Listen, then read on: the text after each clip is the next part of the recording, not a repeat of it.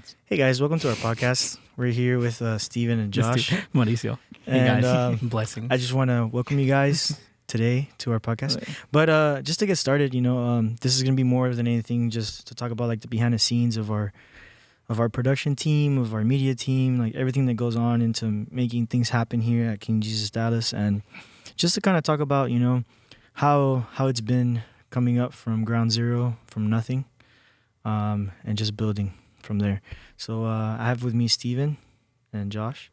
Josh and Steven. I love You went wrong. Yeah, the look, You went the look, Steven the and look then in his Josh. eyes too. He just goes, Steven, and then like sat there for a second, like I got that wrong, got it, and Josh. That's Anyways, fine. Steven and Josh. And we're just here today, going to talk a little bit about how it's been growing, and just how the whole production scene has been for us. So Yeah. I don't know if you guys want to have anything else to add to that before we... No, yeah, I think you covered most of it. I mean, at the end of the day, the basis behind this podcast alone is to just have like an outside source, right? To think, to hear like the stories behind all the big events that happen, not just here, but any other events that we have the privilege to be a part of. Our testimonies, and not even just that. I mean, video games, music, quite literally just anything. Just have more or less a general hub and a platform just to be able to talk about it. Plus, we've been friends for what? 12. Didn't start like that, brother. That's Did like... not start like I that. think since Don't 2008. lie. Do not lie. Do not start like that. Well, Since- sorry, it's we've been- known each other. We've known each other since 2008. So, Oh my god. yeah, It's been a while. Oh it's my been- dude, it's about to Uh, be 20 years. Yeah, this whole podcast Mm. series is more for like the creatives, but I mean anyone can watch. Well, yeah. Pretty much. But Yeah. yeah, so if you guys want, we can talk about our last biggest event that we did, which was the JGen conference. Right, Steve? Yeah. How was that for... So just real quick, 1 minute. How was that experience for you? What was something that you really liked about it? And then one thing that you felt like you learned that helped you for the next... It's going to help for the next one. Like the fact that we all put in time before the conference actually happened. We actually put in time to prepare and Amen to practice. that. And we Yeah. had our teams come out and put in the hours to try to do the best that we could when the conference actually arrived. Whenever you mean by that, you mean like you had your team coming out here and like shooting, right? Yeah, like just like coming into practice, Mhm. pretty much. Just get some time on the cameras. And Giving them just to ASMR. elaborate, what did that look like? What do you mean? Like, was it like the whole team here with the worship team? Was it Sometimes, sometimes not. Just coming in and practice just shots and stuff? talking about theory, or actually just setting up the cameras and Yeah. just working on like focus and shot comp and stuff like that. For you guys that don't know, my brother's the one in charge of all of our broadcast and video. So he had his team here and they're just practicing. And that's how we got our video to look pretty sweet. So, Josh, how about you? What's one Got a ways thing? to go though? Yeah. No, yeah. it's a growing thing. Yeah, we are about to say we kind of skipped that at the beginning. So for those of you that have clearly have no idea who we may or may not be, that's Mauricio. He is the head of quite literally everything around here, mainly obviously having to do with audio and visual. That is Steven. He is in charge of everything visual wise, social medias, cameras, pictures, videos, all that good fun stuff. And then there's me, obviously. I'm just Josh. I'm one of the sound engineers and one of the translators. See Here. the middle guy. I'm the Josh jack just of all helps out. trades. He helps out in a little bit of everything. Yeah, I do it. Just a little bit of something. But, No, yeah, the conference, I know we've only had like two, right? So it was the OG MFG, the very first one. Yeah, 2019. I 2019, forgot about and then we Yeah, had WG. this JGen. This JGen was like completely different, dude. I feel like this conference alone like helped push a lot of us out of our comfort zone. Oh yeah, I mean- 100%. I mean, just in the fact that we decided to take our production level and our like commitment and the seriousness of it to the very next level. That's true. Right? Like we prepared for it well beforehand, which is something that we struggled previously on, which is amazing. We went above and beyond for like our the other sides of our production, right? Not just what we were not just the specific areas in which we work in, but we were trying to think of like everything too. Yeah, even on that, like, yeah, we had time to prepare, but I also think we needed some more time to prepare. Oh, if that makes absolutely. sense. Like, I still feel like like the last one that we did, not this one, the last one before that one was like super last minute. Absolutely. And then this Yeah. one we had maybe like 3 or 4 months of preparation, but that still Yeah. felt like last minute. Oh, Especially, yeah. especially like having to like promote it and like create all that Absolutely. content and stuff like that. Yeah. So I think that's something that we learned as a team as well. It's just like people that come in and create all that content for the next one to make sure that we have like a decent amount of time to like prepare and properly curate content to output correctly. I have a question, and shouts out to the Camel Twins because they came out and they helped us out with all of our production. Thank Absolutely. you, Andrew and Anthony. We love you guys. You guys are family here. I think they were a big part. They really helped out bring more order and like organization to our team. 100%. And in regards to audio, we also had Matthew Richardson. Matt, we love you. Shout you out. You know, your family to us as well. He's from Richie Upper Room, Rich. and he's one of our great friends that helps us out with everything has to do with sound and production. So he came and he actually mixed the conference. It was awesome. But I think that what you said is very key, Steve, in regards to like having time to really structure things and just have more order. But I think this time around was a little bit more smooth than the first one. Yeah, I remember the first one was very shaky in a lot of areas. Yeah. Especially like all the video stuff. I remember that mainly. Well, yeah, because like back then, 2019, we weren't even streaming, So like we didn't have Yeah, we you're didn't really right. have the capabilities. Well, we to were do starting that. to. We were starting Like to. all we yeah. really were just B-roll people. And it so- was a lot of Sling Studio. Yeah, we only really went into streaming COVID, like maybe like 2 months before COVID hit. It forced us. Before the pandemic, absolutely. like Yeah. 2 months is whenever we were like we started at the perfect time because when it hit, we were like already getting our gears moving a little bit, but we had a long way to go. So in your opinion, and specifically the two of you, what do you guys think the major difference is as in the church, right? Obviously, we can't speak for the entire body of Christ, right? But just us here, this church right here. What is the largest difference that you have noticed before COVID and now after COVID? Whether it's your production, whether it's the whatever it is, anything. This is gonna sound weird, but like the workload got heavier, but our teams were growing obviously with time, right? Yeah. So like the workload got heavier, but we found ways to make it more efficient. Yeah. And for sure, like that to me is great because it's a fun thing for me to be like, we have this workload, but we have to figure out how to do it in time and still be able to add other things like this, the podcast, right? Yeah. Like we're streaming, we're creating content, we're outputting content right now, but we're still taking time to do this podcast and create new content. So I think the great thing is that we've positioned ourselves in a way that we can actually like organize ourselves, which we're still working on doing, but it's a good step forward. And I think before COVID, we didn't have that. Before COVID, it was kind of like every department was their own thing. Yeah. But now everyone just kind of like merging together, Yeah. which is the whole point, right? Like And- the whole and- point of production. And when you say like everyone like as a group, right? You're meaning like as a production in its entirety. Yeah. We have meshed more together and we've come together. Yeah, okay. 100%. I like that. I would also want to say too, like the thing that at least that I see that's changed a lot in the church is like the attendance. Like a lot of people got used to being at home or connecting from home or connecting online, that it's become kind of hard to get people to come to events or services because they got used to that mentality. Oh, I don't want to get sick, or I don't, and like it's borderline like even being scared, like fearful, or it's just being lazy. Yeah, that complacency. So I think that that's something comfort of my home. yeah, of course. I mean, who doesn't want to be at home on a Sunday morning eating breakfast at their house in their pajamas, Yeah. But those people that have been sacrificing and coming here, you can tell like the difference. Yeah. But I would say that is like mainly like the attendance and the desire to be involved, or the desire to be at church. Because you see like the attendance has dropped and a lot in services, houses of prayer, youth service. So like I would say that's something that really affected. Yeah.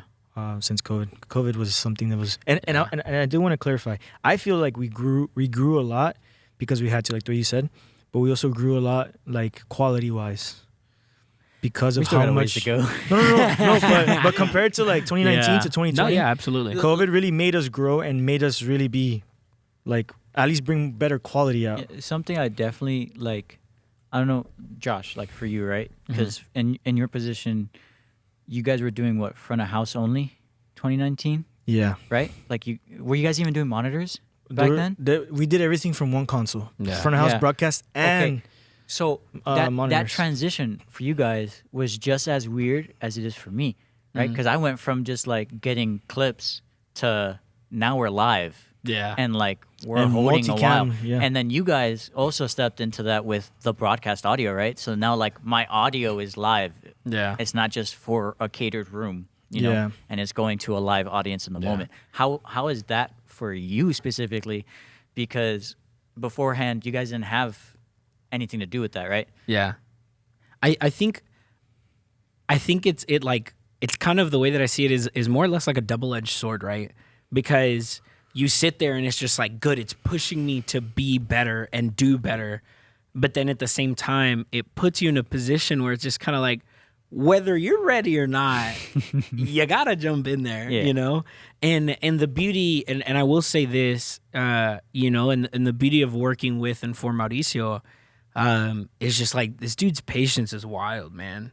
Like, it's very difficult, right? Because we've gone through, how many iterations have we gone through of mixing in the back? Like 3? We went through a board, then we went through it was an analog board. It was an X32, and then now with the M32. And now, okay. It's kind of the same thing. Yeah, but well, I'm sorry, I meant like going like, so we went from a physical board, then we went to the digital board. Oh, you mean and like now you're on Pro Tools. And now we're on Pro Tools. Yeah, that's what I meant. I'm sorry. Oh, okay, gotcha. Yeah. So we've gone through 3 iterations of it, and for broadcast, yeah. Yeah, for broadcast, and all 3 of those iterations, it's just kind of like, hey, we need to make this better. Let's figure it out. And it's never been Mauricio like. It's never been like Mauricio like runs up, it's like, hey, figure it out, throws you in there and walks away. You know, no, it's just like, hey, this is how we're gonna do it. Remember, look at here, look at there, do this, do that, and that's how we're gonna work through it. It's pushed us to be better, and it really starts showing like who's not. I'm not pointing fingers, and I'm not saying that anybody does this. I have to clarify because sometimes I say things that sound mean, but I'm not trying to be mean. But it starts showing us like who's committed to that excellence, to say like, okay, after I mix a broadcast, I'm gonna go back into the broadcast and listen to my mix. Yeah. What it sounds like on a phone, what it sounds like on a TV. Yeah, not just that, but it also pushes you and it shows you where you're at. Yeah, and it humbles you quick. I think that mixing inside of a room like this, like a temple that we're inside right now, it's really easy because the room hides a lot of your mistakes, hides a lot of the musician mistakes. Yeah. But on a broadcast stream, it's just straight. Everything Straight. That's tough, man. That's what I was saying. Like for me, it was hard too because we would get clips, right? But like you can mess up as many clips as you needed to or wanted to, right? Yeah, you just retake and it. you just get the good clips. Yeah. But here, like you mess up, it's shown. You can't do anything. Yeah, and there's know? 20, 30, 40, 50 people watching it. So like you have to. That's why I was saying like for the conference, I think it was so good that we were able to have practice and like have the team commit absolutely to coming in and like working on their craft. And like, yeah, we still have a lot to work on for sure. Like we're still trying to figure out our style perfectly, but we're getting there, you know? And I think that's the same thing that's happening with you guys, right? With audio, like you guys are still like figuring it out, but we're moving forward. And I think that's the best thing about it. And we're moving together. Cause like even there, like beforehand, we wouldn't communicate at all because we had no reason to communicate. But now we have to communicate when we're transitioning. We have to communicate if the audio is too low, if it's we're having too high. tech issues. Exactly. If we get a random worship song playing in the middle background of a broadcast. And I think too that's really important about that is like the fact that it's caused us to be a stronger team and even get closer to the worship team. And I feel like we've grown a lot from where we were because the way that we look at it as a team, right, is it's everyone together. Yeah. Everything that's going on the live stream is not just us. It's the worship team. It's pastor. It's everyone. And so we have to be all in unison, basically. Yeah. Yeah. I'm happy that you brought that up too, because like even for me, on the broadcast side, that's something I learned really quickly that I'm not just shooting, right? Like I'm ministering with the worship team. Yeah, like absolutely. like what I'm Exactly. outputting can touch someone's life just because I was there for that moment. Yeah. And it's like worship towards God, but through a camera, right? So I think you guys have the same like Thought similar process? process, Yeah, right? Like, absolutely, Like if I got this audio perfect for this moment, then it definitely touched someone. Or if it did touch someone, that's all I needed. You know? Yeah, because you can, and that's like the beauty of it, right? And that's why Mauricio is always pushing for us to like put it like I almost said that like in Spanglish to like pay attention because of that fact, right? Because sometimes, or not sometimes, many times throughout time, God is moved in like the smallest things to make his presence like burst through a room, right? Yeah. And if you miss that little thing, you just don't know what you have like taken away from someone. Like you never know how much that one, like a single note can help begin a deliverance for someone. Yeah. Right. And it's like so important to pay attention for those things because those things are the things that are going to help drive. Right. If we're in unison with the worship team, then it helps. That's the whole point of like doing things in excellence, right? Like if you give an excellent product, then people actually pay attention and watch, and then Absolutely. they can have that moment for themselves, right? So, Can I add on something to that? Yeah, go ahead. One of the things that I see, like at least in regards to video opping, the way I see you guys do it, and the way that we mix, what's in my heart is to teach everyone is, and I know me and you, Steve, we've talked about this a lot, is you want to minister with the worship team, like the way you said, but then again, you also want to capture the moment so that whenever someone else watches it later on, they can relive it. Yes. Yeah. That's like, for example, right now, I've been doing a lot of mixing on stuff from the conference, and every single time, what's in my heart is like, I want to relive this moment again and again, and for the people that are listening for the first time, to relive it. And that's something that, like, for me, is very important. That's like me putting of my heart in there so that people can relive what happened and see, and to relive what God did at that moment. Yes. And that's, I think we all have that as one of our foundations for our team, right? Yeah. 100%. I agree, and I find that, so to your specific point, that's exactly how I feel. I feel that from the way you mixed that first video, and I say that because we went to the Send, right? What was this? May? June? I was gonna say Kansas. This was June. June. Yeah. So we went to the Send in It June. was in Missouri. Missouri. Kansas City, Missouri, yeah. Kansas Yeah. City, yeah. So we went to the Send, right? And I got 2 hours of sleep. For whatever reason, I just couldn't sleep, and I don't know why. I got 2 hours of sleep, so we went to this event, right? And while we were at this event, I was falling asleep somewhere in the general vicinity of like, I don't know, I'd say like the middle of it, maybe. I was starting to fall asleep, right? And I was just like, we were there from like 7 a.m. yeah. So and it was like 12. I remember. yeah. So it was about the middle of it, right? And I was starting to get tired. I wasn't, I was about to fall asleep. And there was a Brazilian group playing, so I wasn't necessarily paying too much attention. I remember, yeah. Fire, bro.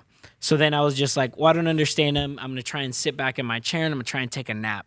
And this man plays Yo Navegaré.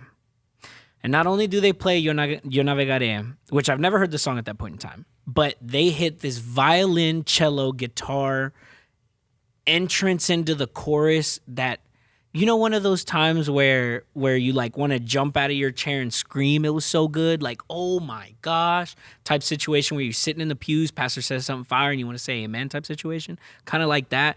I immediately woke up when I heard that. I went back into the live stream to hear it. Not the same thing. It broke my heart that whoever was mixing it, God bless your soul, you're an amazing person. Congratulations on doing that Descent. But it just wasn't the same, man.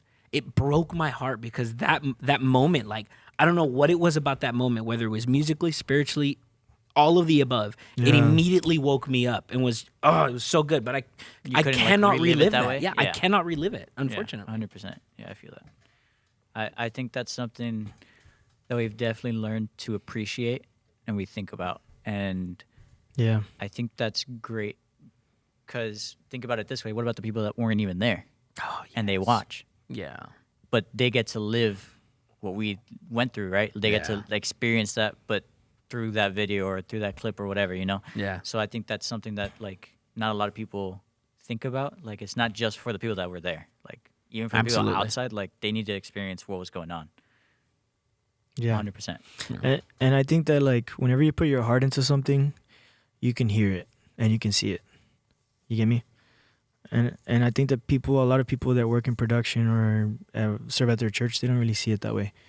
They're doing it because they're serving, but they're doing it, only halfway, and they don't see it as, what I'm doing can impact someone's life and change their life. Yeah. So that's the way that I try to take, at least my perspective on mixing, is like what I'm doing, I'm praying that it touches the right person so that they don't go to hell. So it touches the right person so it heals their heart, helps them guide towards Jesus. You get me?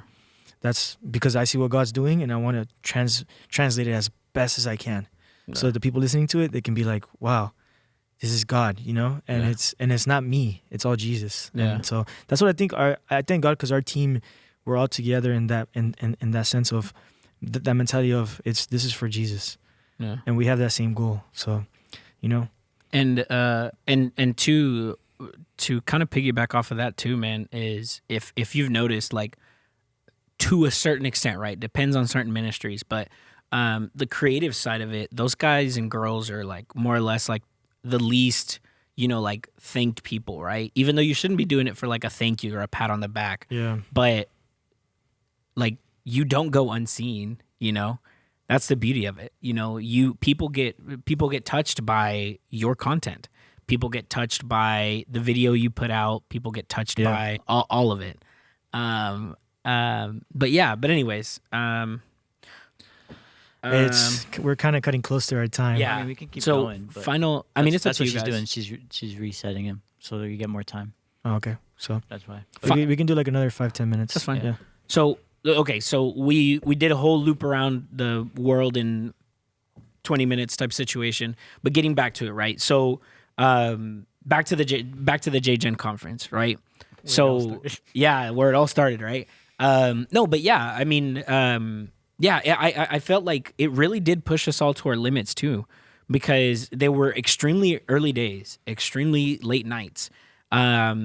And then again, pushing us all out of our comfort zone. I mean, what was it, a week or 2 weeks before the event? I hit up Mauricio. For those of you that don't know me, I'm not a person that wants to be in front of a microphone. This is different because I'm talking to a camera and I'm sitting with my boys. So, but yeah, like I texted Mauricio, like, hey man, if you need an MC, let me know. I'm actually kind of down. And in my head, I could only picture Mauricio like getting that text message and going like, really? Like, Josh? Like, sure, man. If you want to, let me see what I can do. Yeah. But yeah, I mean, having Mauricio for the very first time in a much more like hands-off supervisor role, because Mauricio, from the get-go, we have always been hands-on. Me and Mauricio have been in the trenches together, working along with Steven and all that stuff. So it was very different to see you in that position as well. I tried not to really be the mixing or running cameras or doing nothing like that. My job was to oversee the event and oversee what was going to happen and make sure everything stayed on time and make sure we all worked together right, with the bands that were coming, with the people that were here, the speakers and all that. So I think that more than anything, all of that really prepared us for what came out of it. And I do believe, even though we didn't have a packed house, I do believe that every single person encountered Jesus. Absolutely. And I feel like it was a very intimate moment. What happened with with the guys from Upper Room, we love you guys. If they're our friends, and even the guys from Miami and Brian Barcelona, I really see how Jesus really made himself, and he showed us like, I'm backing you up. You get me? Even though it wasn't packed, I thank God for those people that were here, and I thank God for what God did. And it was super intimate because you were able to be near to the man of God, and you were able to be ministered by him, not just in a huge event. Because what I feel like is sometimes you go to these big events and it's like you see the person and they're this small. Yeah. And the way you see them big is on a screen. So really you're receiving from a screen and from speakers. Here it was super intimate that you saw the person and they were real. The every single part from the conference, the Q&A that Brian Barcelona did, that was amazing. And I feel like a lot of people, and if you're watching, go back and watch that. That edified us so much, and it really changed a lot of people's perspective on church. And I think that that's something that a lot of people really didn't comprehend about the conference, is that they thought, oh, it's gonna be, you know, if it's not big, it sucks. No, what God did was special, and it was very intimate. And I feel like what God did, it was very beautiful. And I'm really excited for next year. I know next year is gonna be very different, so we're preparing for it in a different matter. But yeah, wink, wink, which is coming next year, June 2023. So just look out for that. The official announcement, ladies and gentlemen. Yeah, we'll announce the official date coming soon. But Steve, you were gonna say something? Oh, I was gonna say, for those videos, go to King Jesus Dallas on YouTube. Yeah, go to YouTube go on King Jesus session. Dallas. Yeah, you can watch. We'll link it in the description. Yeah, we'll link in the description. You can go back and look at all of Pastor Daniel's preachings, Brian Barcelona's, Aaron's. We didn't even establish Aaron what Smith. this channel technically, because it's on collab. This channel is technically a different channel from the King Jesus page. Oh, yeah. Yeah. This one is more for like creative projects, including like this podcast for the creatives. Also, some like sound bites and stuff like that. And then also, just to reach out to you guys, if you guys are creative, I want to just open up the floor for you guys. If you guys have any questions, write them down in the comments. And in our next podcast, we'll try to answer some of them or all of them if we can. And just to kind of interact with you guys, if you guys have questions, and if you guys want to connect with us too, we're going to put our email there so you guys can contact us through email and communicate with us. Yeah. So, one of the things too, you were just saying that, you know, like a lot of people think like if it's not like a packed house, then it's not good. But I feel like in this time, like God is really showing up more in the intimate, right? To like prove, even though he doesn't need to prove anything to us, but just to demonstrate that it doesn't have to be a big name, it doesn't have to be a big church, and it doesn't have to be a big group for him to manifest himself. I mean, he says it in his word, where 2 or 3 are gathered in my name, I will be there. Yeah, and I think one of the things that I see as an example for what happened with us is Moses. What was one of the biggest encounters with God in Moses' life? So whenever he encountered the burning bush, right? Yeah.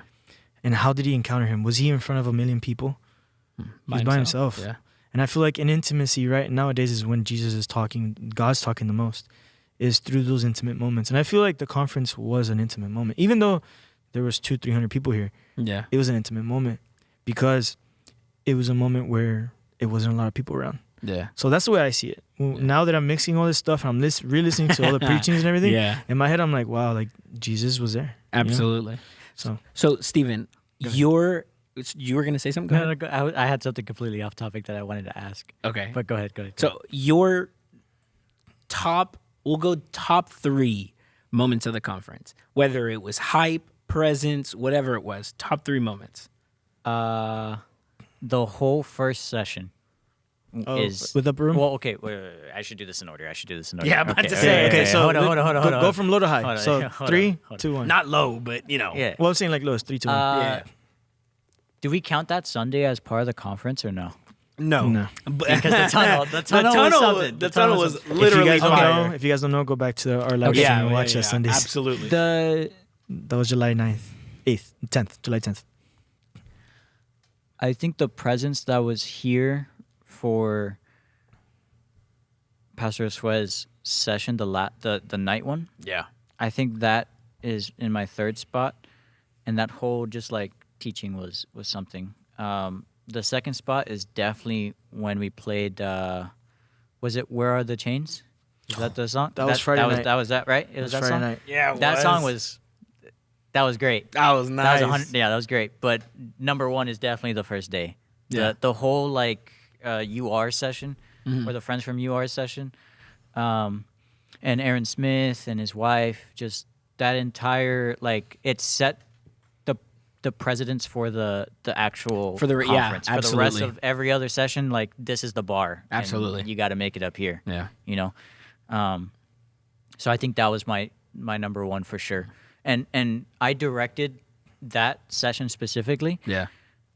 So seeing from like a whole different angle, Yeah. like being outside Yeah. and like watching inwards Inside of a was cave. definitely like a really cool experience for me, because Yeah. even though I wasn't in here, I was still like getting touched in there, you know, like I was Absolutely. like legitimately like crying while like directing. Yeah. And for the people that serve with me, they know I like to sing while I direct. So having the friends from Upper Room singing and playing songs that I like, I was those zone. comms were something. Yeah, for sure. What about you, Josh? You go first. Ooh. I'll go last. I will say number 3 had to have been number 3 had to be Pastor Daniel's first session on Friday morning. That was his first session. He opened. He was wearing that gray jacket. Yes. Was that what it was? Yeah. Yes. That session number 1 was fire. The number 2 spot for me was the minister Pastor Josue's session at the very end, and literally everything that came out afterwards. Yeah. And then the number 1 spot for me was when our worship team sang Abba Friday night. Oh yeah, bruh, I was in that back corner talking about like Jesus take the wheel because I ain't touching nothing, and I'm just, dude, that song was the reason I lost my voice. Like I was so like the presence was just like crazy in this room to the point where I like gave up on even trying to focus and just gave everything to him. Yeah. It was just like I directly connected myself with that song and just sang it at the top of my lungs. I think for me, my number 3 spot would probably be Brian Barcelona's session, the Q&A that he did, was it Saturday morning? Yeah. I really, really liked how he did that and how it just, it positioned everyone to really see like what's real. Because he was real, 100%. And a lot of the questions that people asked, he answered them in a real way. Like one of the questions that marked me was, how do you take your day? Or no, how is it? I forgot how it is. It's like, how do you plan for the future? And one of the things he said was like, I just go day by day. Like there's no rush, you know. Don't stress about what God has for you. Like just let it come. My second one would have to be the Upper Room set on Thursday night. I think that was amazing. Yeah. I was here and I was receiving. I was supposed to be like coordinating everything. I was crying, receiving, and it was beautiful. The presence of God that came, especially whenever they sang the Marcus Burnett bridge from to this. Si te tengo a ti, no tengo todo. I love that. Yeah, it was bro. beautiful. And then my favorite was whenever our band played Friday night. Is the same set that you said. The ABBA part, everything. I actually mixed Front of House for that. That was the only set I mixed, and I was So really good. I was with my hands up, just enjoying the whole moment. So good. and I think that's a beautiful thing to be able to experience something like that. And yeah. Can All I, right. Can I ask my off-topic Oh, question? absolutely. Sorry. And we will close with this. Go ahead. Me and Joey were debating about this Okay. the other day. And by the other day, I mean Sunday. Would you prefer to have a burning bush moment or a Peter walking on water moment? Dang, that's hard. Oh, that's actually really good. That's You a know great what? question. Because Joey asked that question, the next podcast Joey's going to be here with us. That's right. I like That's that. right. I said burning bush, and I said it because of this. One, the sheer image of seeing a bush on fire and it's not actually being consumed. Yeah, I was going to say And that's and you ridiculous. hear God's voice, Yeah. and literally everything around the bush is being like pushed away, and then God's literally like, take your sandals off, Yeah. like I- you're in a holy place. Yeah. I feel like that would be like way more Impacting. of an experience than like walking on water. Even though walking on water would be like cool and all that. Yeah. But I don't know. What do you guys say?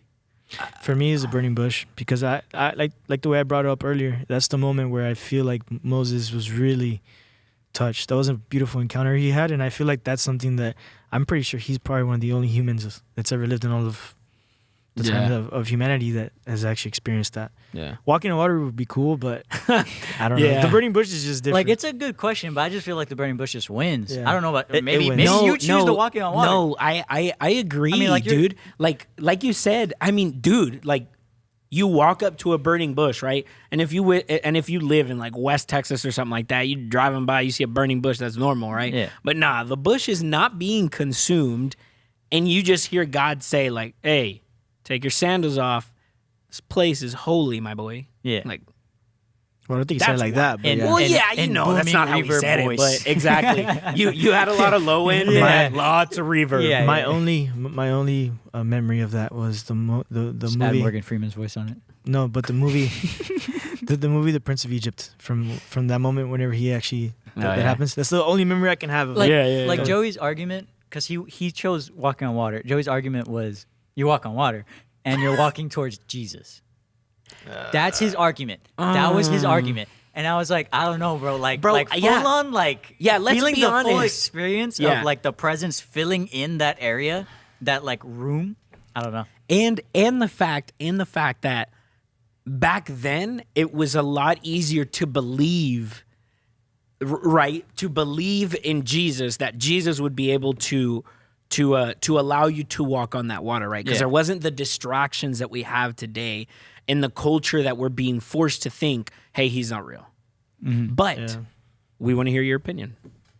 Yeah. So Give us in the comments, say whether in the you would comments. choose the burning bush or walking on water. One of them is a wrong answer. No, I'm just kidding. And if you guys have any other questions, you can write them there. We'll answer Yeah. for you. Absolutely. But thank you guys for joining us in this podcast. We love you guys. We'll see you guys on the next one. Peace.